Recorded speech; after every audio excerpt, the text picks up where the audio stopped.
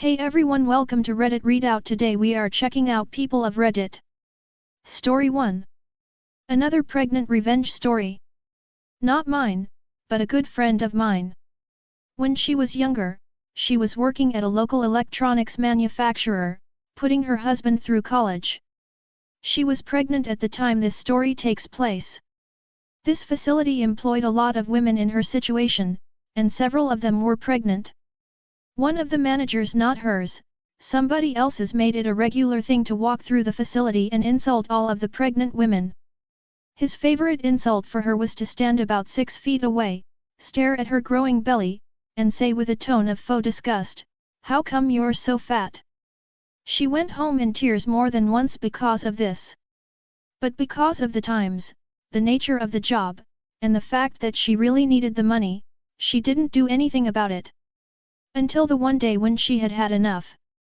He stopped, surveyed her as usual, and asked her, "How come you're so fat?" She turned in her chair, looked him up and down, pausing with her eyes on his well-fed belly, and said, in a tone of matching disgust, "Well, at least I have an excuse." Then she turned back to her workstation and ignored him. Nope, nobody clapped. But he didn't insult her again. Story 2. Any color but yellow. Years ago I was working at Sherwin-Williams Paint. A guy came in and ordered multiple gallons of bright-ass yellow exterior paint. I put it in the computer, started mixing it, and just out of conversation I asked him what he was painting. Here we go. Well, I'm going through a divorce and I own several homes. My future ex-wife won one of my homes in the divorce. The judge ordered that I also had to repaint my home, that she won. So I asked her, "What color would you like me to paint it?" and she said any color but yellow. So I decided I'm going to paint it bright fucking yellow. My lawyer is not happy with me. I'll never forget this guy. I used to have the picture of the completed house, but this was probably 13 years ago. Story 3. Retired engineer gets creative with loud neighbors. My dad is a retired engineer, and over the years his tales of petty revenge on his neighbors have always cracked me up and often amazed me. His approach would always teeter on the brink of some Rube Goldberg type of genius. When his neighbor installed a pool and started hosting loud parties late into the night, his first step was to sink 2 5-gallon bucket full of chicken manure near some bushes at the property/pool fence. He then rigged a apparatus that would lift the lids of the bucket discreetly so that when said pool party was downwind they would get a nose full of ammonia from all the chicken poop. The second step was planting a row of maple trees at the property line with the intention of having all the little helicopter seeds float over to their property and ideally into their pool. While the trees aren't as ridiculous as the chicken manure, I can definitely appreciate the commitment to the long game. Pettiness is a war of attrition. When same neighbor kept shooting their lawn clipping into his driveway, he would dutifully scoop them up, place them in several containers filled with water, freeze them, then wait until dark to chuck these large grass-filled ice cubes over the fence and into the neighbor's pool. He always prefaces by telling me I probably shouldn't tell you this so you'll have plausible deniability. Story 4. Curbside did not service online order called and asked to remove tip. Let me preface this by saying this is not an anti-tipping post. I made a good deal of my income in my youth on a working tipping system. Today's tip system is busted to compensate for poor wages, especially online tipping and Togo, which is way broken. Ordered online from a large corp restaurant known for breakfast, gift shop, and having a controversial name. Pre-tipped 20%. Pulled into curbside on time, texted to let them know I was there. Waited 20 m in Texas heat. Decided to walk in and ask for my food. Saw a group of cashiers in their gift shop standing around. It was not a busy evening in this breakfast joint.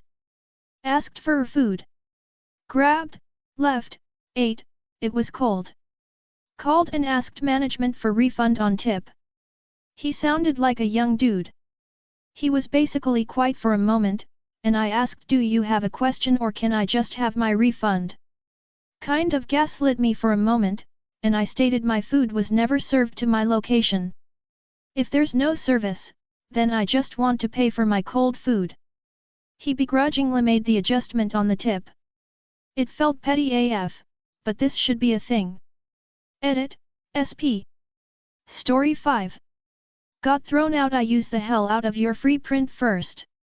So I just been expelled from my vocational training placement, so I can't continue until I secure a new internship position. I saw it coming and I fully understand why. Still sucks though, of course, and I'll probably need this weekend to let it sink in and get back on the horse. But back to my pretty revenge. So just before I cleaned up all my gear with computer etc., I thought to myself, I like sewing and there are a bunch of free patterns for some stuff I would like to sew. My own printer doesn't work at the moment, and hey, they have free print and no monitoring over it from what I can see.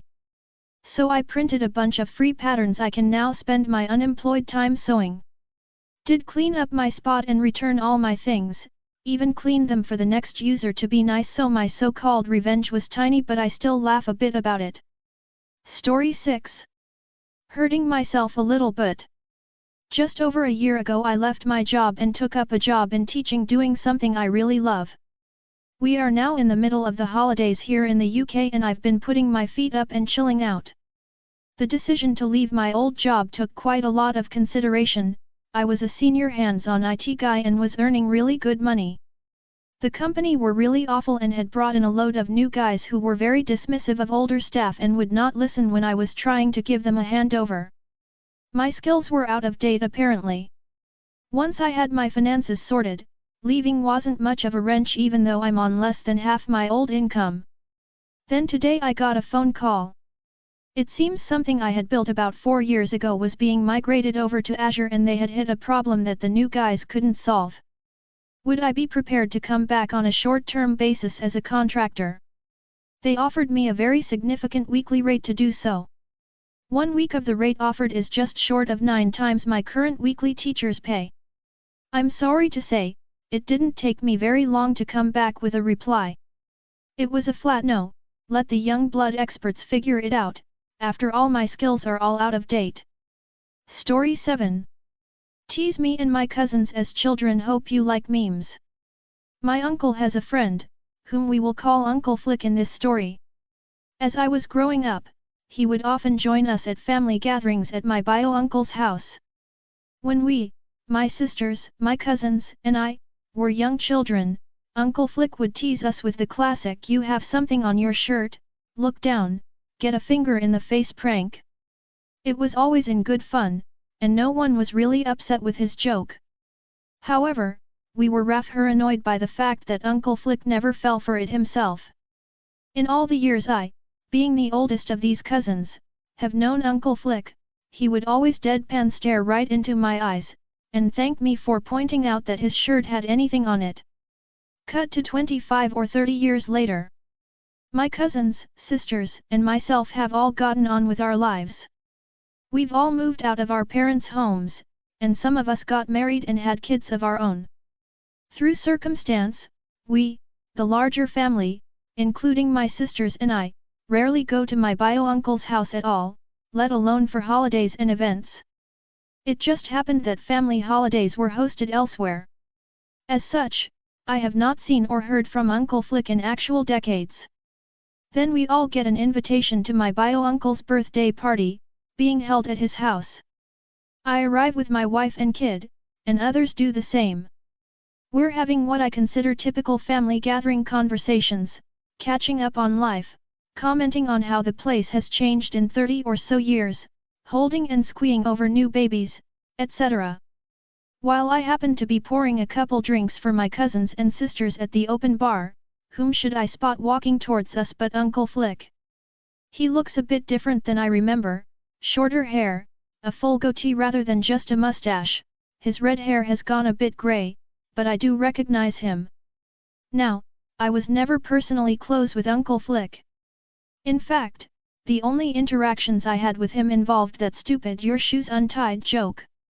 And he took some of the kids for quick rides up and down the street on his motorcycle, but that was it. So I quickly, and silently, pondered, okay. Have I learned anything in my 40-plus year lifetime that I can use to finally get Uncle Flick back for those silly nose tweak jokes? Then I remembered the following points. In the past 30 whatever years, the internet happened. As an Zennial, I am familiar with and sometimes use memes and references in conversation. Uncle Flick, as an actual boomer, probably isn't familiar with internet social culture or humor, let alone memes. I quickly thought of a plan. The following exchange happened. Hey, can I get a whiskey, neat? Me. Absolutely.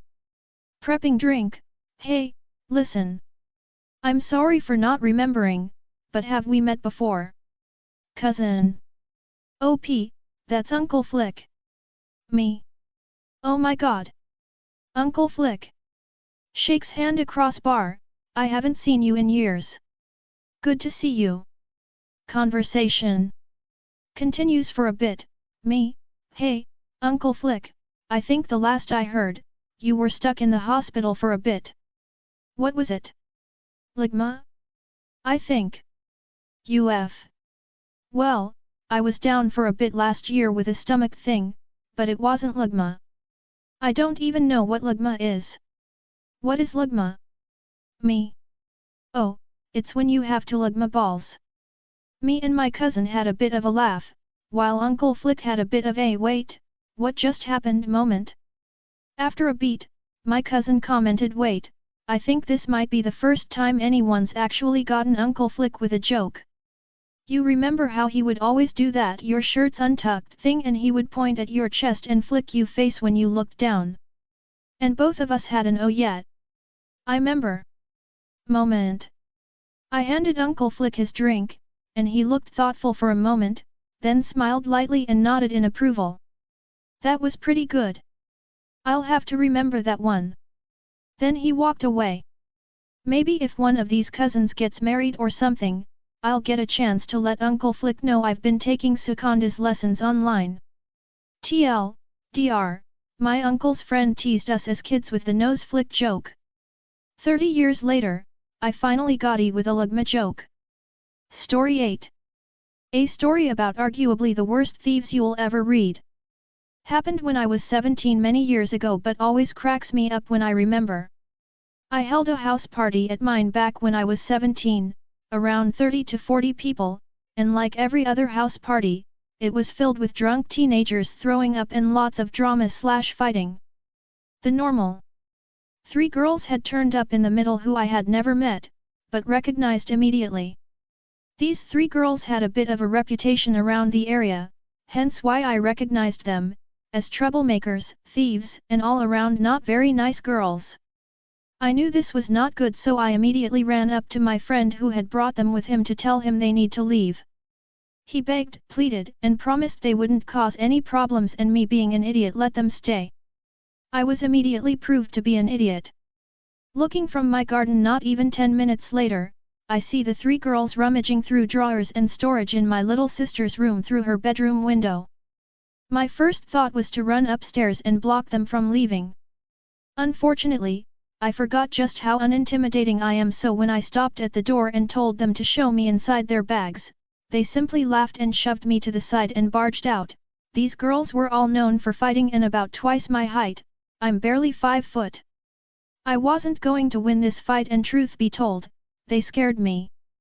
Less than an hour later, I hear shouting coming from the living room, where I run in to find one of the girls, seemed to be the ringleader, screaming in my mum's face, pointing her fingers in her face and raising her arms at her. My mum is in her 60s, less than 5 feet, and is the biggest pacifist you'll ever meet.